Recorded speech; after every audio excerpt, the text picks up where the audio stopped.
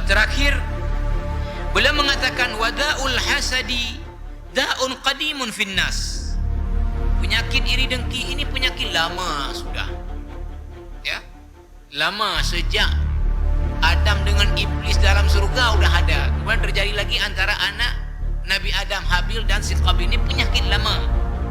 Maka dalam riwayat Imam Ahmad dan At-Tirmizi, Rasulullah SAW bersabda, dabba ilaikum da'ul umami qablakum al-hasad wal baghdha hiya al-haliqah la aqulu tahliku sya'ra walakin tahliku din. Nabi mengatakan merasuk kepada kalian ini penyakit umat-umat terdahulu, yaitu apa?